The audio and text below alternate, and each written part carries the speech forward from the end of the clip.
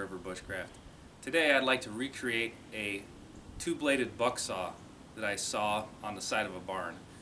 This was an antique saw, who knows how old the thing was, but it had a fine-tooth blade and a coarse blade, one on top, one on the bottom.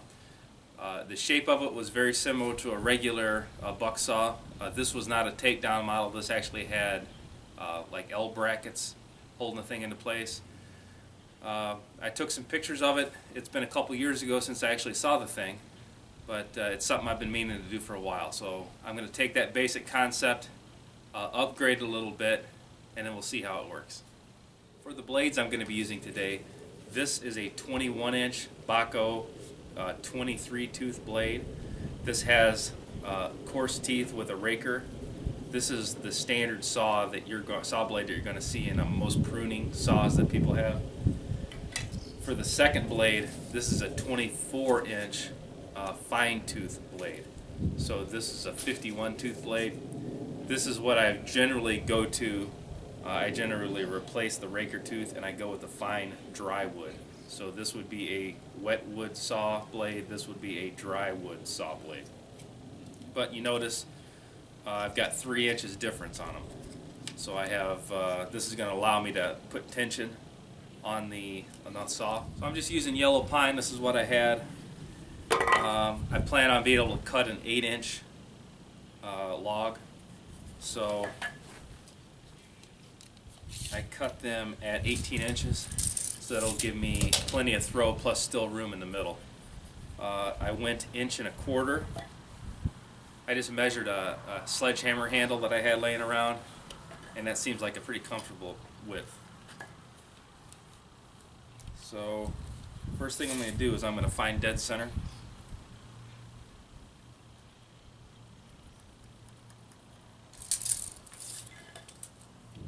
Okay, now that I laid out my holes, this is going to be for my center pivot right here. So I'm going to drill a pilot hole.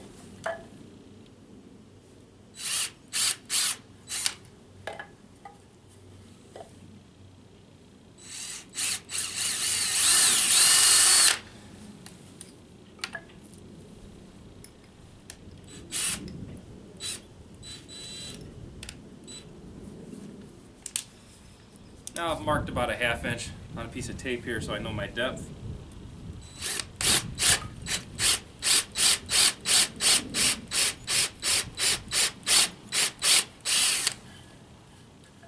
I'm going to go back to the small bit. This is probably a 1/4 inch.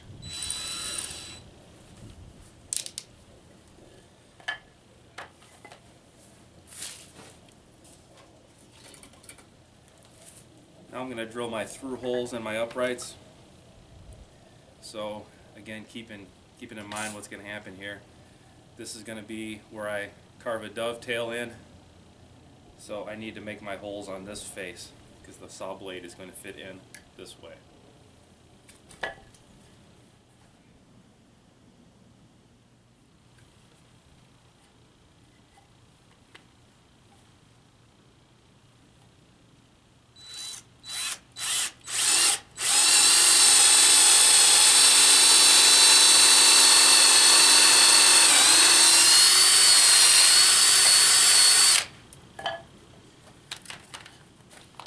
Okay, so I stacked them up so my holes line up, and on one piece I cross drilled.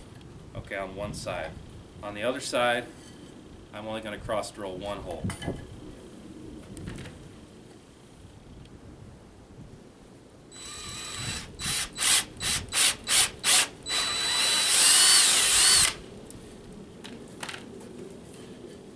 Okay.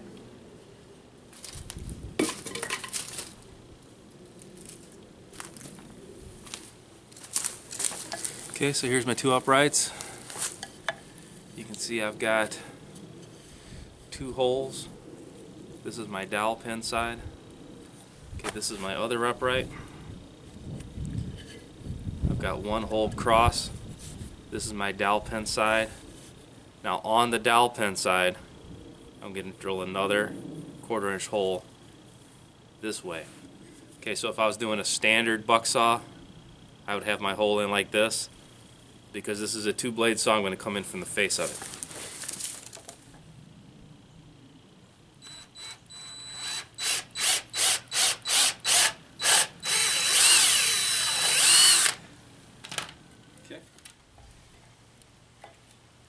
Okay, so I'm going to make my cuts for the saw blade itself.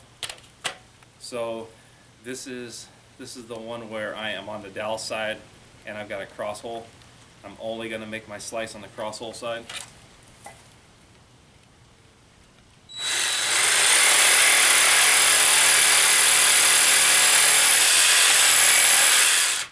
Alright, this side I have 2 cross holes across the dowel side.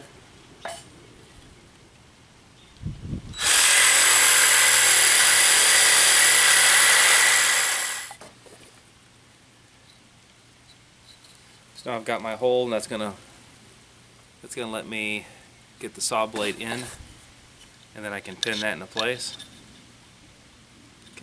Okay. So here is my bit that I marked my depth with.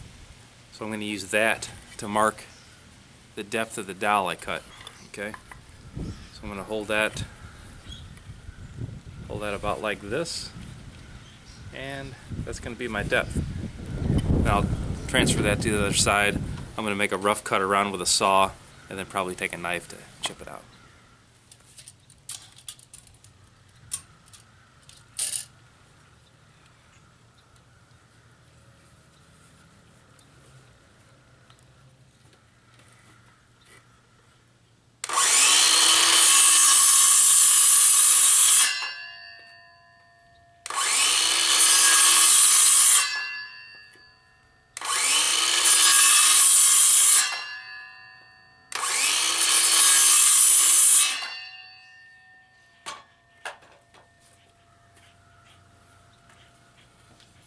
So I set the depth of my circular saw, so I left approximately what I need. It's going to be a little heavy.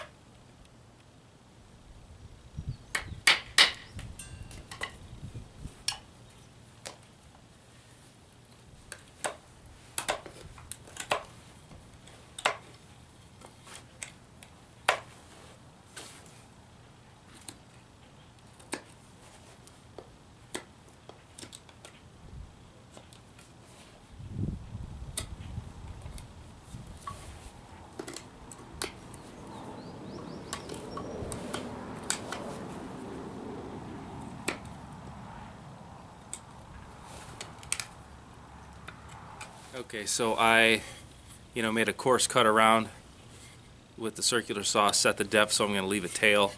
I batoned through and made a dowel basically. And then that's not real tight, that way it'll pivot. So I took a U-bolt, this might be a touch long, put it in a vise, stretch it open just a little bit. And then this is going to let me add tension to the top of the saw. So this is my cross piece, and I did have to recut it. I was too short. So my end measurements with a 24-inch blade and a 21-inch blade. This usable piece is 23 inches. This is going to include your dowels. Okay, so this is your cut-in dowels. My uprights are 18 inches, and that seemed like it's going to work. Now, again, I'm using scrap wood that I've got. So I was able to cut my dowel on this side. This one broke off on me twice. So what I did is I just took a nail and I drove it into it. And that seems like that's going to work for me. So all the pieces are cut. Let's assemble this thing.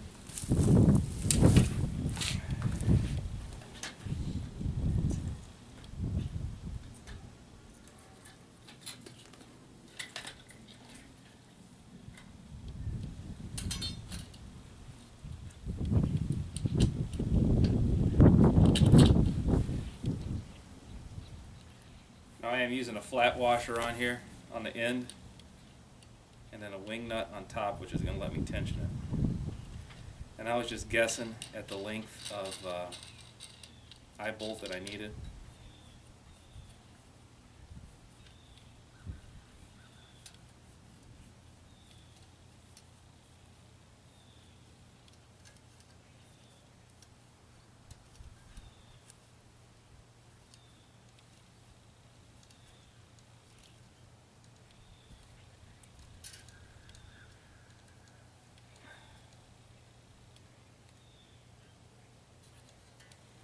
That tightened up very nice. That is a tight saw right there.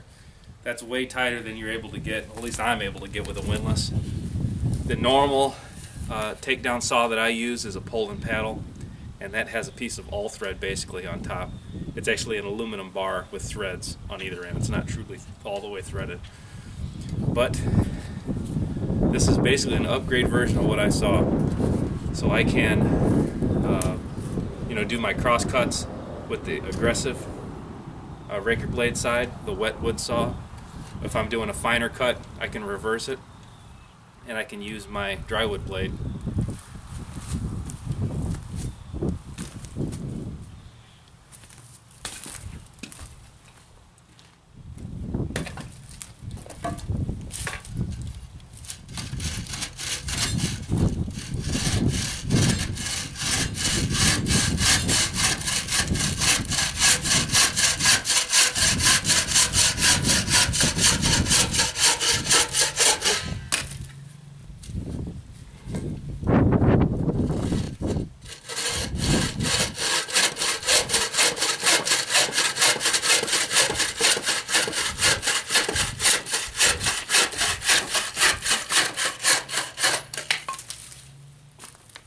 Well, that's awesome.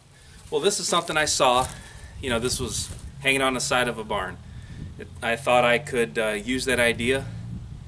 So I thought about how I could do it. The original version was obviously not this sturdy. And this is still technically a takedown model. As long as you were packing the eye bolt here, this is something you could bushcraft in the woods as long as you had a awl with you or some way to make the holes. I think the only upgrades I'm going to do to it is obviously just contour the handles a little bit. Right now it's just sawn lumber. So I'll contour these handles up, give you a final picture of what I've got, and I'll show you the original also.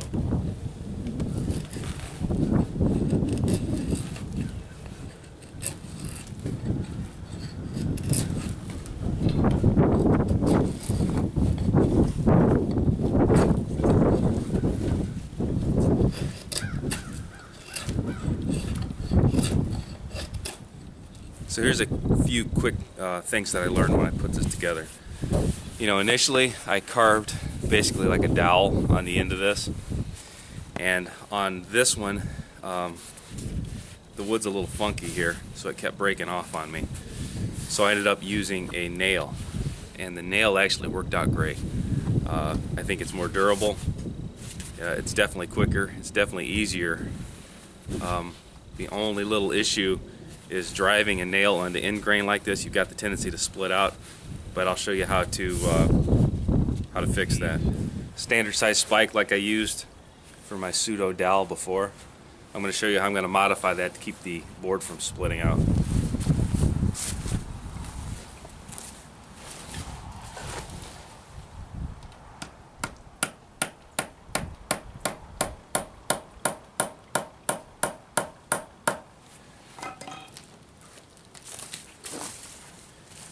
Okay, so all I did for that is I blunted the tip. So I just stood this, head in, down, and went ahead and tapped into that. What that's going to do is stop the tendency for the board to split out. That's an old carpenter trick taught to me by an old carpenter.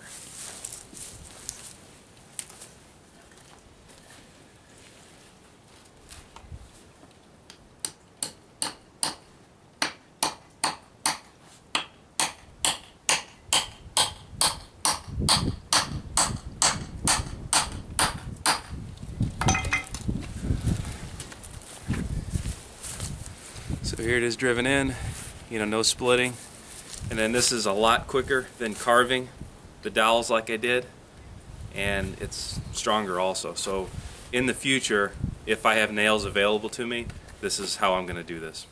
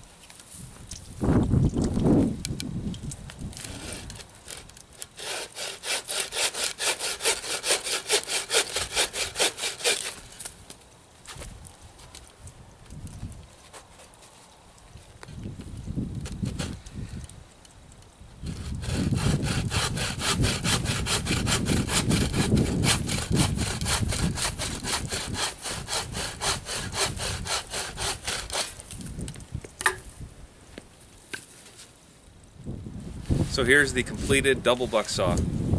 So again, this is a dry wood blade and a green wood blade on one saw frame.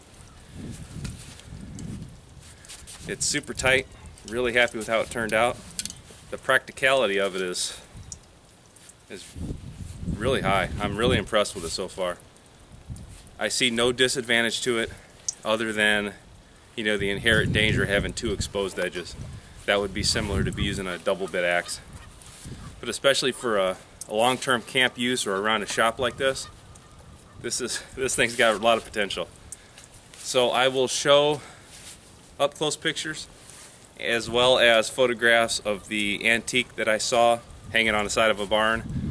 This is an upgraded version of it, but the original idea belongs to whoever did that years ago. This is Jamie Boggs with Burning River Bushcraft. See you next time.